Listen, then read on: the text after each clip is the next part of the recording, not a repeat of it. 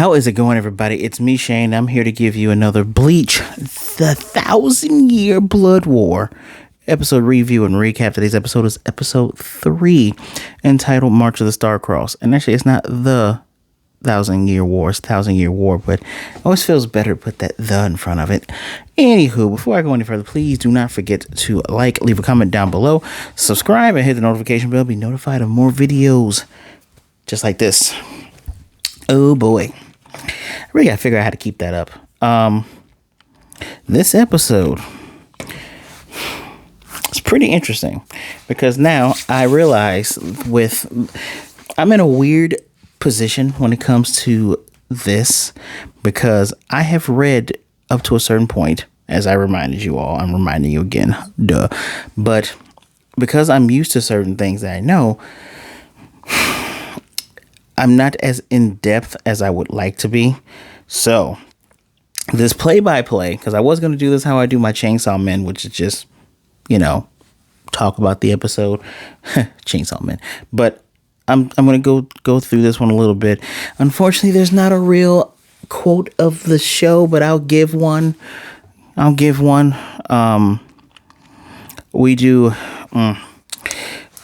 We do get a quick little recap of the Tres Bestia getting beaten by the Quincy guy. I'll make a lot of references to the Quincies being like basically German World War II soldiers, stormtroopers, Nazis, all that stuff. So I don't know if YouTube doesn't like me using that word. So, we'll call them stormtroopers.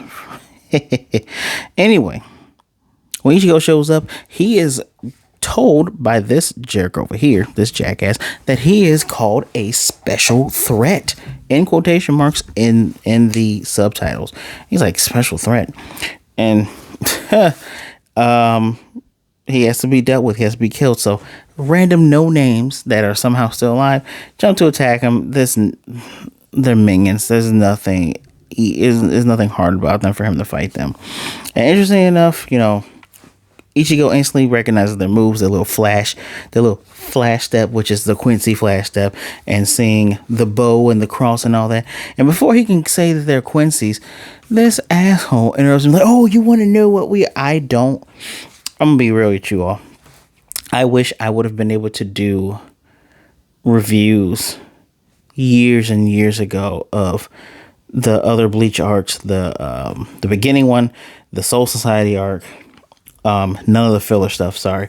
The Hueco Mundo arc.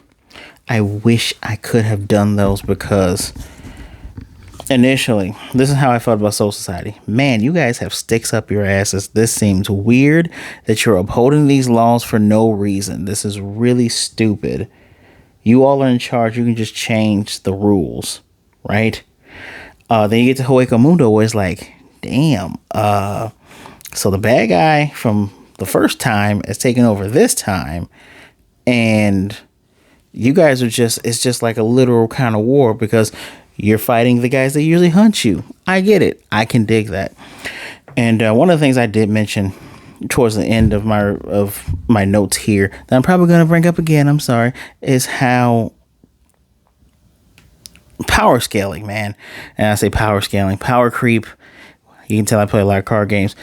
It's unbelievable because the power is just through the roof. When we had the Encourage fight the captains of Soul Society, of the Gorete, the Gotai 13 captains, it's like, okay, their strength is equal, but these guys are just stronger. They're equal, which when you think about fights, let's think about real martial arts fights or just boxing, whatever thing you like to watch. UFC doesn't matter.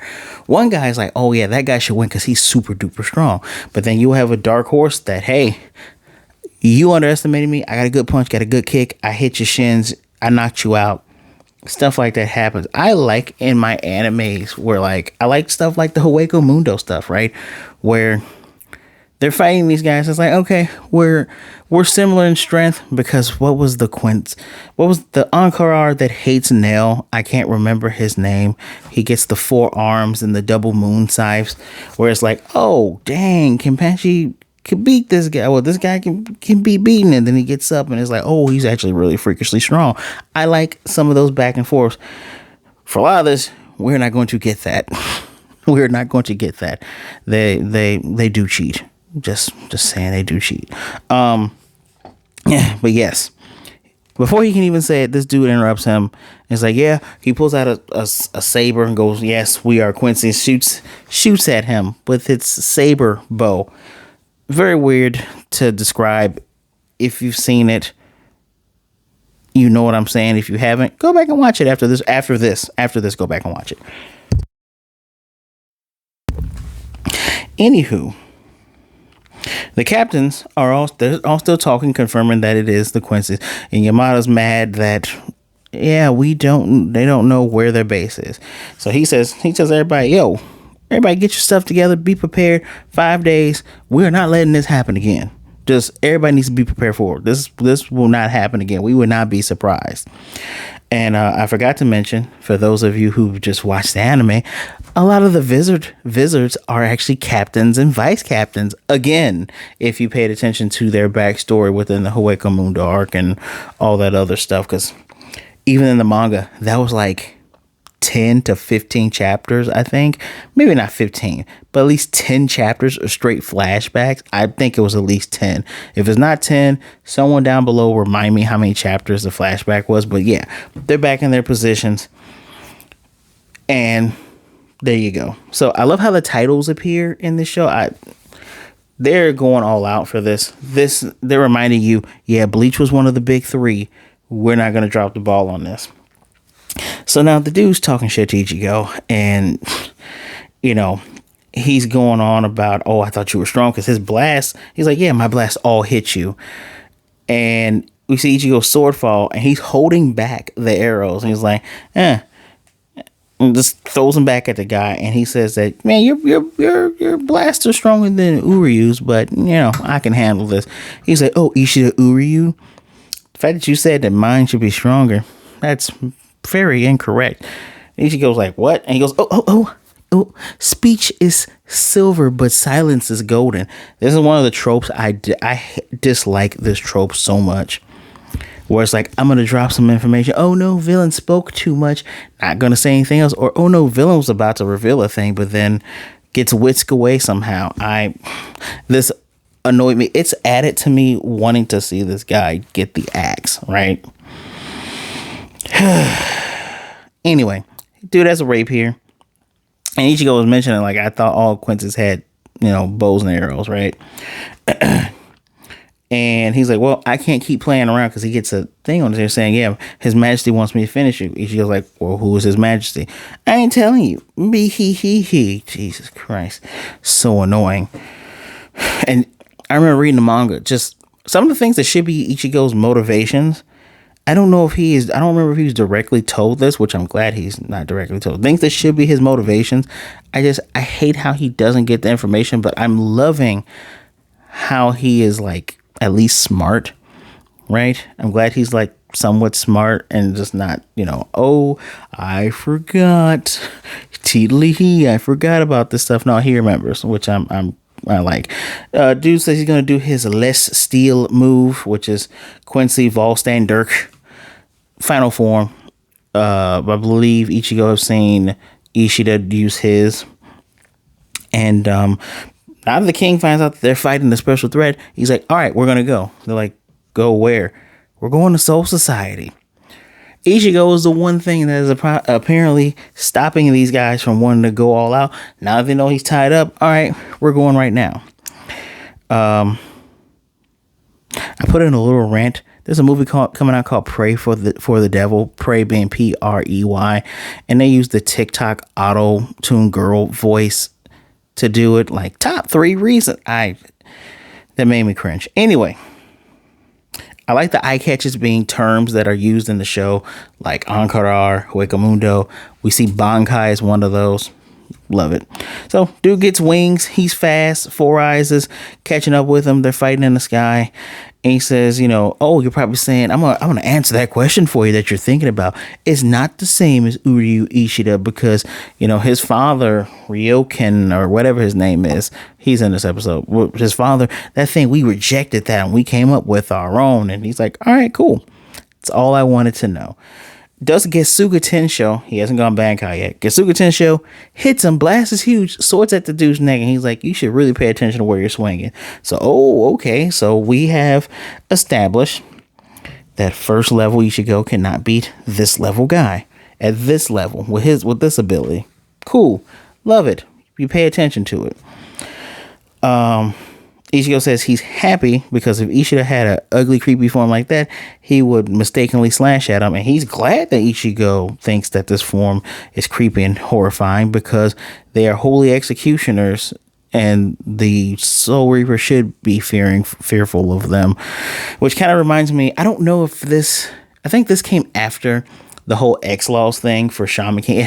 It did come after that because Shaman King is older and X-Laws is like relatively soon, especially if you've seen the anime. I promise I'll finish that review of the whole series. Anyway, I like the whole when they take some of Christian mythos, it's like, hey, the thing that's supposed to be all light and goody two-shoe, that thing's freaking horrifying. Play Bayonetta 1 if you want to see horrifying angels and things like that. So yeah, not all that artsy fartsy stuff, real creepy shit. Anyway, he's attacking. As he's attacking, he is taking reishi, soul energy from everything around him. I'm talking about the ground, people, Orihime's soul dome, because Ichigo gave her nail to watch, and she's healing several people that are hurt, especially the fake guards of Aizen-sama. I hate Aizen.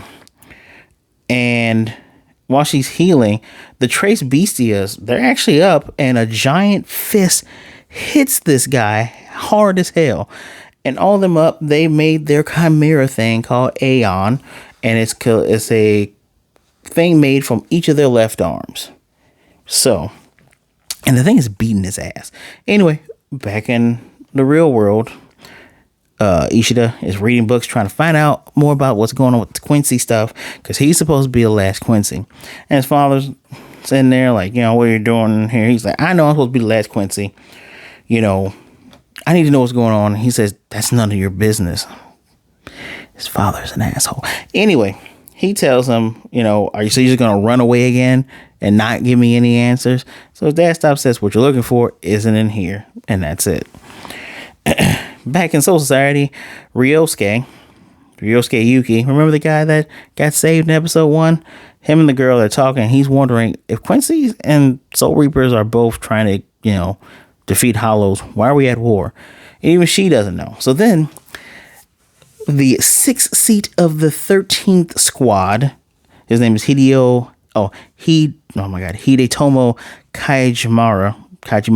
Kajimaru, sorry.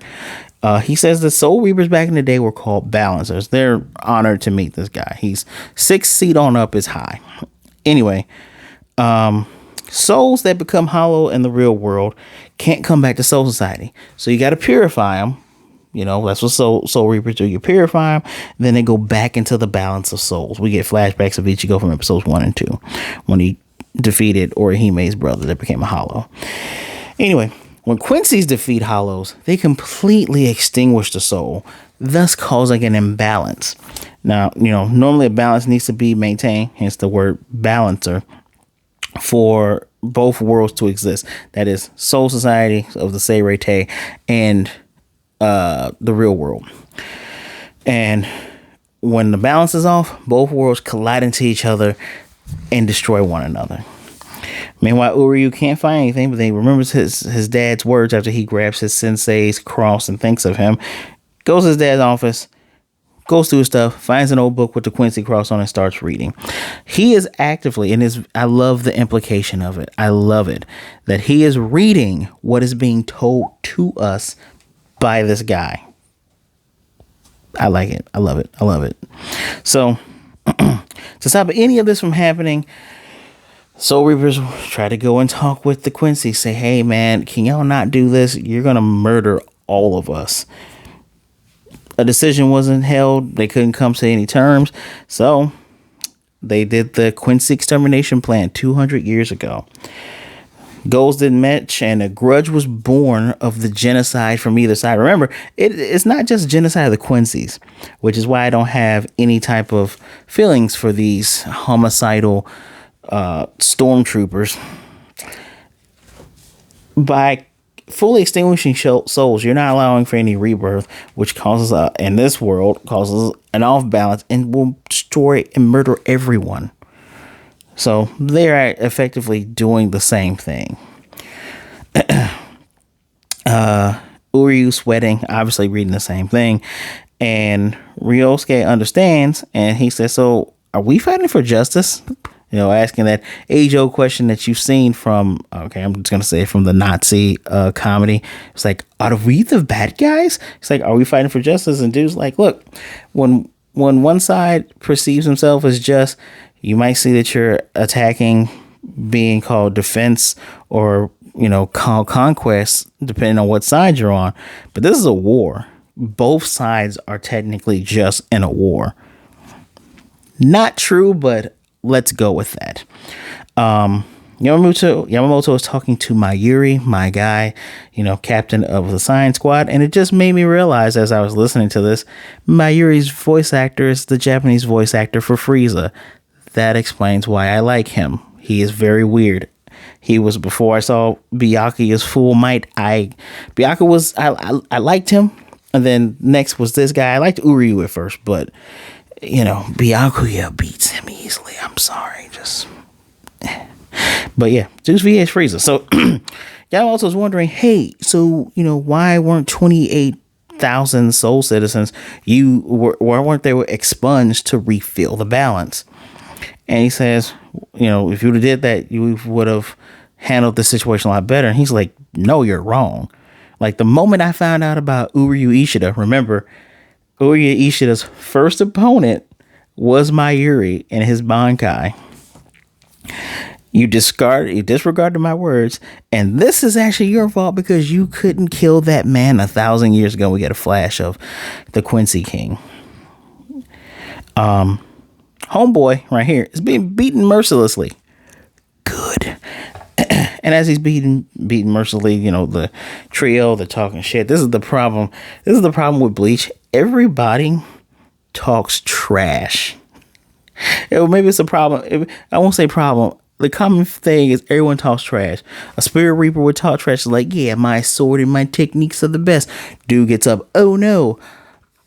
The Encourage would be like, yeah, that's what you get. And some of them will move over to you while they think you're dead and get stabbed, much like someone's about to get stabbed right now. So, the homegirl who's like the tough type, not the Black Amazon, not the one covering her face, the other one, she gets stabbed. Dude stabs her straight up. He's like, all right, I'm gonna kill all of you, right?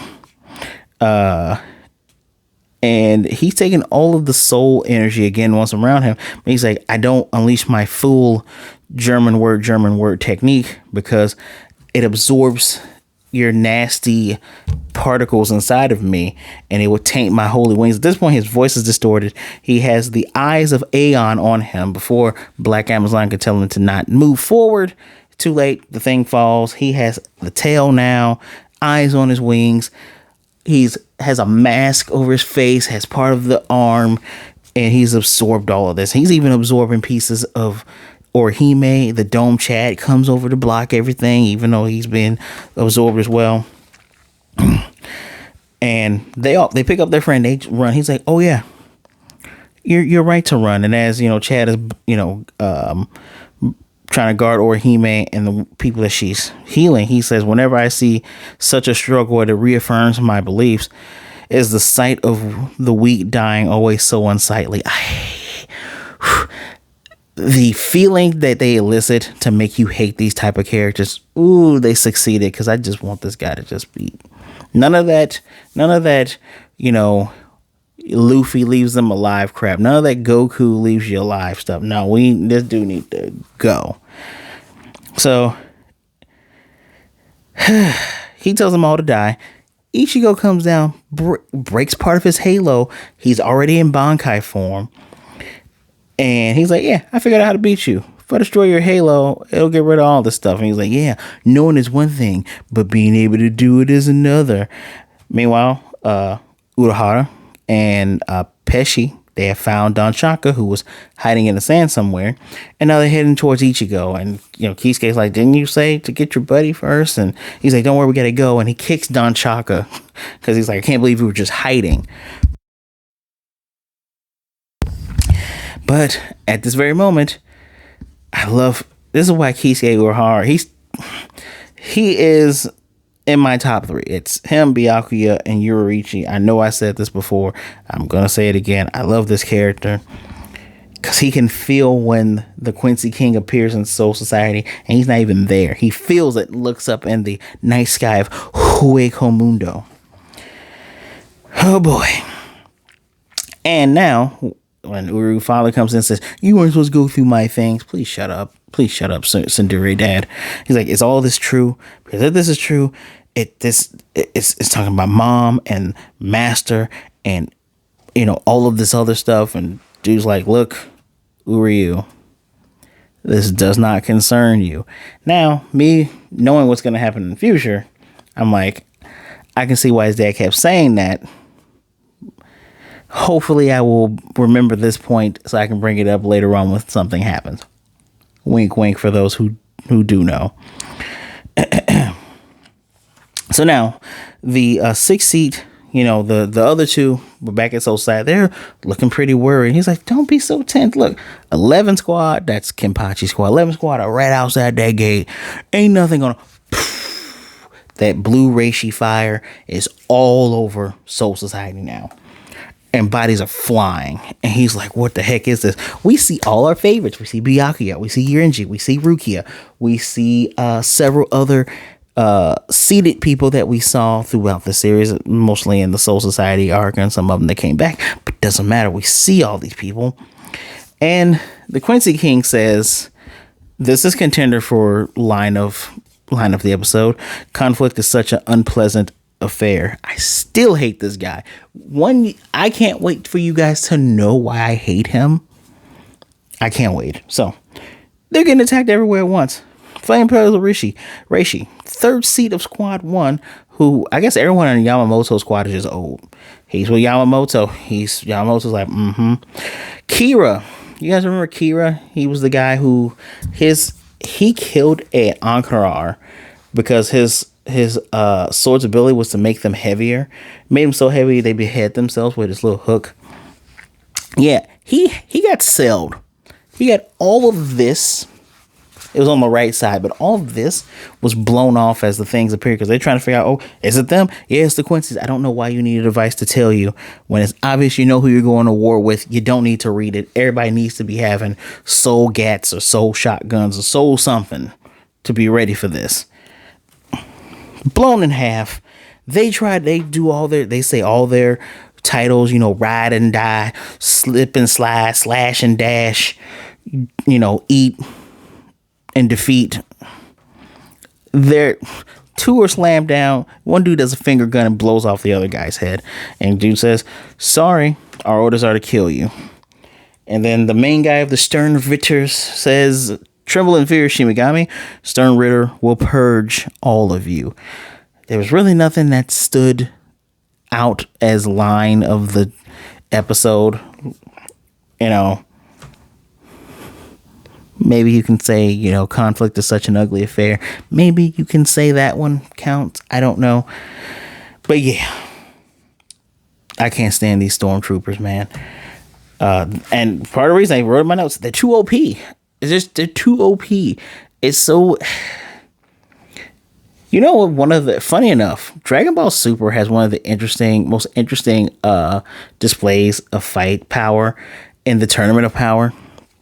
Because we have moments where Goku just goes Super Saiyan and fights people, or he stays regular and he's testing, he's building up, or once he got that first form of Ultra Instinct, the sign, the one that everybody seems to like.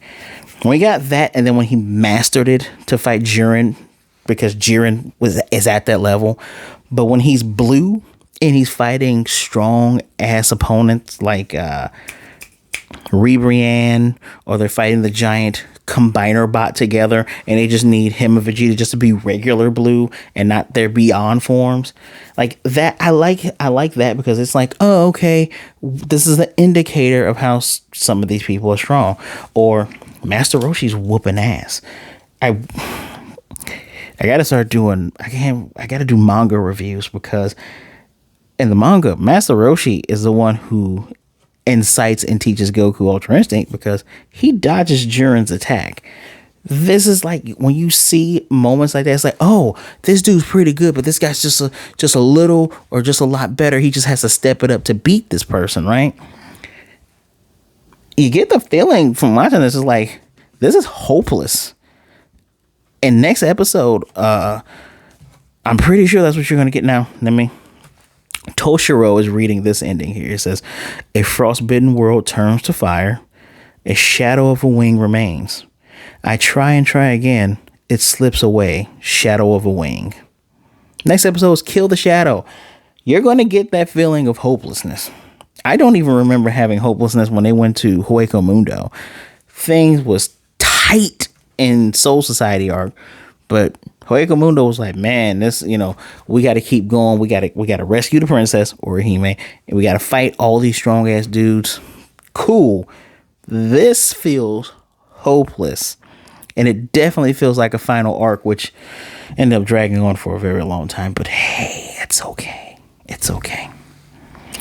But yeah, let me know what you think of this episode. This is not as good as episodes 1 and 2. In terms of I like exposition. I love how they did the exposition. This